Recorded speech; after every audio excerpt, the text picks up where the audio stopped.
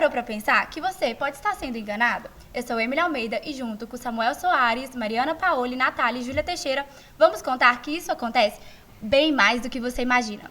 O nosso podcast é o Café com o Eleitor, não tinha tema melhor do que fake news nas eleições e um cafezinho. Fica até o final com a gente que eu prometo que nem vai dar tempo sequer do seu café esfriar. Gente, no cenário eleitoral, isso acontece bem mais do que imagina, como eu disse anteriormente. E as fake news é um cenário muito atual. Só que essas informações falsas, elas têm se tornado um problema cada vez maior durante as campanhas. E o impacto delas nas eleições é, sem dúvida, um dos maiores desafios para a democracia. Hoje em dia, as fake news, elas circulam muito mais rápido do que nunca porque a gente tem o apoio das redes sociais. Na verdade, a gente não sabe, né, ao certo se isso é um apoio. Mas é muito preocupante que essas informações podem manipular a opinião pública e até mesmo influenciar na escolha direta dos eleitores. E um exemplo disso é o que aconteceu nas eleições municipais do ano passado em São Paulo, onde o candidato Pablo Marçal, ele fez uma postagem de um laudo médico falando que o candidato Guilherme Boulos utilizava cocaína. E isso repercutiu, viralizou e, na verdade, foi constatado posteriormente que esse laudo ele era falso, que sequer o médico trabalhava na clínica onde tinha a prescrição e que o médico tinha morrido há 2 anos. Então, ou seja, deu ruim para o Pablo Marçal. Gente, em relação a isso, é muito sério, porque os nossos candidatos, eles são pessoas que a gente quer que reflete na nossa sociedade e é onde a gente tem o direito de exercer a nossa democracia. Então, a partir de 2022, as fake news ganhou um combate maior aqui no Brasil, com mobilização em diversas esferas, como o Tribunal Superior Eleitoral, que é o TSE, ele uniu empresas de tecnologias jornalísticas especializadas para poder alertar esses eleitores, né, no caso nós eleitores, sobre os perigos dessas notícias falsas. E a imprensa, ela teve um papel fundamental desmentindo esses quesitos, né, esclarecendo o que era falso e até mesmo teve uma colaboração com as redes sociais. Mas, apesar disso, a gente tem aquela sensação de que a gente está correndo atrás do vento porque o rastro daquela mentira ele já se espalhou há muito tempo.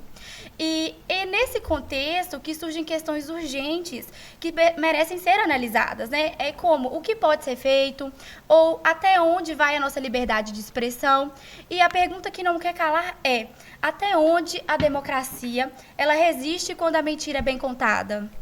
E nesse cenário, as eleições de 2022 foram marcadas não somente pela escolha dos representantes, mas também pela ampla divulgação de fake news. Fenômeno esse que se intensifica cada vez mais nessa era digital. Como a Emily falou, as redes sociais, elas são verdadeiros veículos de disseminação dessas fake news, né? WhatsApp, Facebook, Instagram. E o que são essas fake news? Elas são notícias falsas disseminadas intencionalmente com esse intuito de manipular, enganar o público. E no cenário eleitoral, ela impacta diretamente na escolha dos representantes.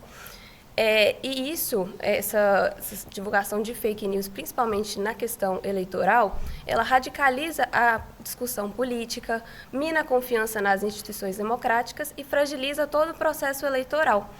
E, sendo assim, agências de checagem como Aos Fatos e Lupa comprovaram que uma parcela significativa do eleitorado foi exposta a essas notícias falsas. Então, pode sim ter tido um impacto nessa escolha dos eleitores. E, com isso, é necessário uma ampla divulgação de práticas de checagem, de educação midiática, para minimizar os efeitos dessas fake news. Somente assim que a gente vai poder ter futuras eleições representando verdadeiramente a vontade do povo, mais justas e mais informadas também. E, gente, isso que a Mariana falou é super verdade. E o pior é que essa desinformação, ela não só afeta a política, como afeta outros ramos também. E a liberdade de expressão também significa que a pessoa não pode sair mentindo por aí. Até porque a Constituição Federal, que é a nossa Carta Magna, ela tem expressamente a previsão de que a pessoa ela tem os direitos, mas também tem responsabilidades dos seus atos. E, no fim, quem aposta nas fake news sempre acaba pagando a conta, né, gente? Fica a dica aí, gente, não caia nessa armadilha da desinformação.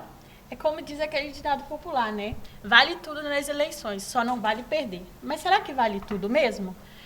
O TSE tem mostrado cada vez mais que não vale tudo nas eleições. E ele tem adotado diversas medidas, como, por exemplo, a criação do fato ou boato, o chatbot que foi utilizado, muito recente, né, no WhatsApp, também aquela plataforma, né, se for fake, não clique. Isso tudo é para sanar as dúvidas dos eleitores e que ele não caia nessas fake news, né? E os candidatos que espalham essas fake news? Quais são as medidas que o TSE tem tomado? O TSE tem aplicado multa, tem tirado a propaganda do ar, e também um caso que aconteceu, que foi nas eleições de 2022, né, que foi associado falsamente o Lula a um santanista. E o que aconteceu com isso? Qual a medida que o TSE tem tomado com isso? O TSE, ele obrigou as páginas, né, a tirar a propaganda do ar sobre multa diária de R$50 mil. E também os eleitores que compartilharam dessas fake news foi aplicado multa de R$30 mil. Isso tudo é para mostrar que essa atitude do TSE agressiva é para mostrar que as eleições elas têm que ser feitas de forma justa.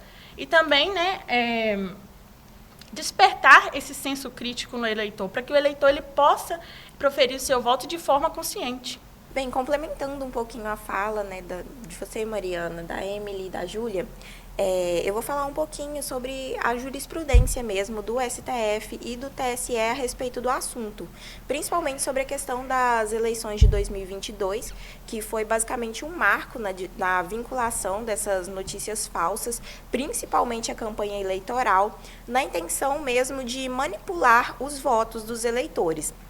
Bom, e aí, por conta das notícias falsas, elas serem bem, disseminarem de uma forma muito mais rápida e ser muito difícil de desmentir, mesmo com a questão das agências de checagem, etc., o TSE ele precisou começar a responsabilizar essas pessoas pela disseminação de notícias falsas. E aí, ele basicamente se atentou à resolução número 23.610 de 2019, a lei complementar número 64 de 1990 e o artigo 323 do Código Eleitoral.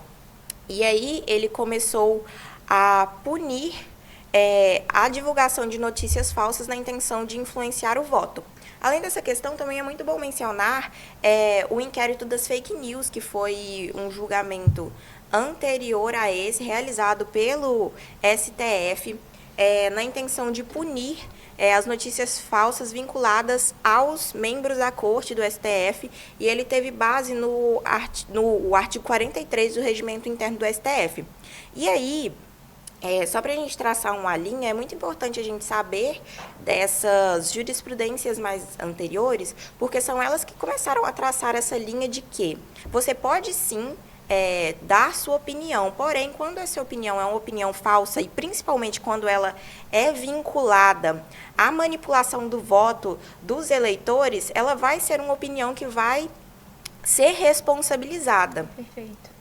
Então, já seguindo para finalizar, né, a gente pode concluir que a defesa da integridade eleitoral e da democracia exige um esforço contínuo de todos os atores, né, desde o TSE até os cidadãos. E somente com informações de qualidade, educação midiática, regulamentação responsável, que será possível construir uma democracia e um processo eleitoral legítimo, certo? Independente das ameaças das fake news.